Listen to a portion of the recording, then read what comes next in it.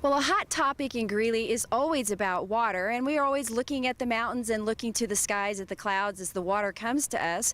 But do we ever consider about where that water goes after we use it, specifically in everyone's favorite room, the bathroom? And here to tell us more about how that water is treated and how it goes back into our water systems for the next folks down the line, we have Eddie Trevino with us, who is the Industrial Pretreatment Specialist with the City of Greeley. Eddie, it's always great to have you here. Good to be here. Well, for those who may not realize, it's hard to believe that people wouldn't realize that somehow that water, once it's flushed, it gets cleaned. But that's what you guys do out here. Can you give us a little bit of an idea of what does happen out here at the treatment facility? Sure. Well, basically, whenever anybody uses the toilet, the shower, the kitchen sink, their laundry, doing their laundry, all of that wastewater comes down through our collection system and travels down here to the plant, where it comes in and basically goes through several processes whereby bacteria will break down that material, and we separate that sludge that forms from the bacteria. That gets pumped over to the digesters, but the remaining water, once it's been completely cleaned, goes through our UV building for disinfection, and then it goes out to the river. So it's an ongoing process. This plant runs 24/7, 365. So we don't close, we don't shut down.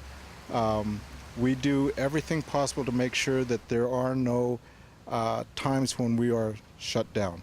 That's right, and that can be very important. And, you know, we always, like I said, we kind of take advantage of and just say, oh, well, the pipes always work, but they don't always work. And of course, I know, especially having been involved in some of the flooding that we've had in the area, that definitely affects the treatment facility. And I know that you guys put in a lot of hours when that happens. Yes, because even though it may not completely overflow the banks and come onto the plant, that water does still seep into the ground, and it can seep into our collection system, and that's known as infiltration. So we're always watching to see, because last year when we had the major flood, our flow actually increased above what we're rated for, and the plant held up beautifully. Yeah. So I have to give kudos to the guys that work here. They've done a fantastic job.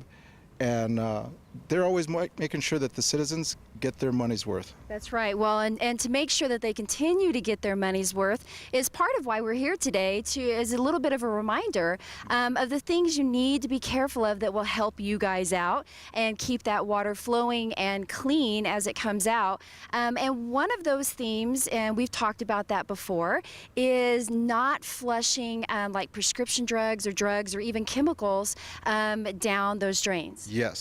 Yes, that is one of the biggest issues that faces this nation right now, is the amount of pharmaceuticals and personal care products that are ending up in our waste stream. As far as the personal care products and prescription medications, our bodies do not utilize all of the medication that we take.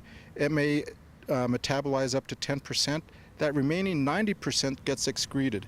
So you're basically sending all of those drugs and chemicals down to our facility. Right. Now, see, I never thought about that. I was taking it literally, not dropping the pills down and flushing them or sending them down the drain.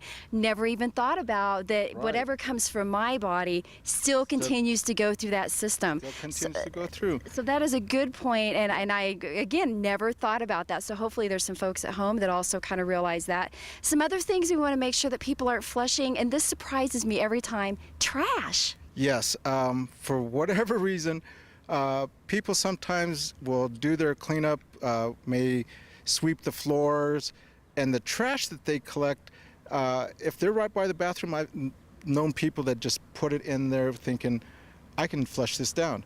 There's a lot of stuff that you may be able to flush down, but people have to realize that that stuff ends up coming down here, and when it comes down here, it has the potential to cause plugs, burn up motors, and that becomes very costly when you consider just to rebuild a motor for one of our pumps is probably in the area of $35,000 to $50,000. Which is more money than most of us would want to give Yes. up, especially for something so simple. Another area, and this is maybe a little bit more on the commercial and business side, is fat, oil, and grease. Yes. Now, fat, oil, and grease, that's something that we try to get a lot of people to realize. The industry, the restaurants in Greeley are monitored by myself and the industrial pretreatment program. We make sure that they get the word out that they're to properly dispose of the grease, and if they've got grease interceptors, that they get those serviced on time. Now, residential, we're always trying to get customers to understand that you cannot pour that stuff down the drain.